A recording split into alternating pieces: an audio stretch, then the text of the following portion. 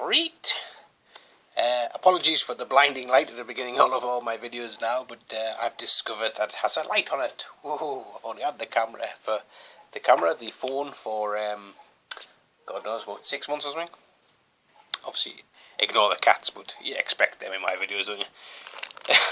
Right, so basically here is me review, I guess, of Anakin Skywalker from the 1985 wave of Power of the Force.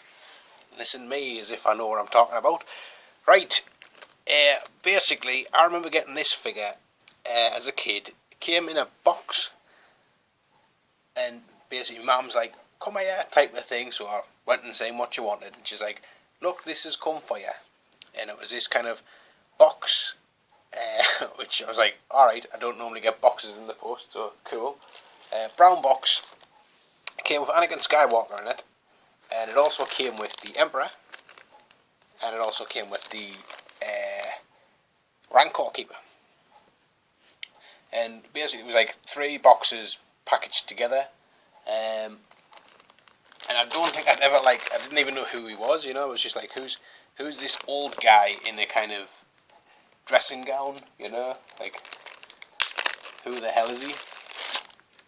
And I remember kind of him and the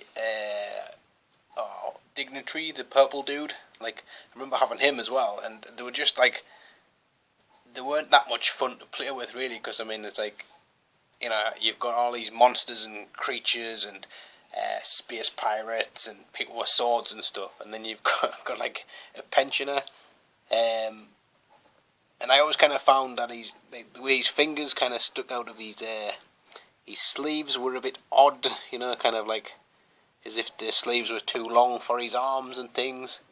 And the bit that really was the most oddest was the way in which they did the legs on these ones. Like all the rest of the ones that had robes and things, they just had like a clean straight cut, a bit like what the Emperor has here. If I can show you, which you'll be aware of anyway. I mean, most people know what these look like.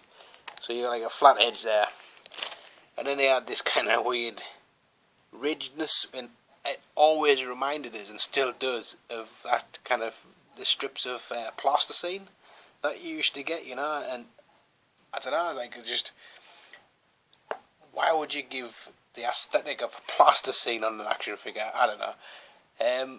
So yeah, I mean, I kind of got him, obviously, by the time Star Wars was fairly passé.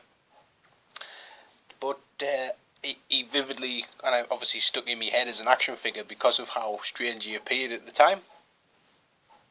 So he was definitely one of the ones I wanted to pick up when I was getting back into me retro Star Wars, kind of what I am currently doing right now. And I don't know, I do appreciate the fact that, you know, it is just an old man, and I also now appreciate the fact that he doesn't really exist anymore. You know, he's kind of been deleted from the kind of Star Wars legacy, or whatever you want to call it, and you know, kids now won't even realise that he was even in the movie and stuff, so that's kind of a shame. But like I say, it's nice to have him, and he's got quite an interesting face, really. Not that you can kind of see that because it's absolutely whited out, but I'll describe it to you. He looks a bit like, was it Lou from Neighbours? So if you Wikipedia Lou from Neighbours, you might have a rough idea of what I'm talking about. So there you go. He's definitely worth picking up, and he's probably one of the most, I guess, cheapest ones to get from the last 17. So, you know, good luck and happy days, and I'll see you all later on.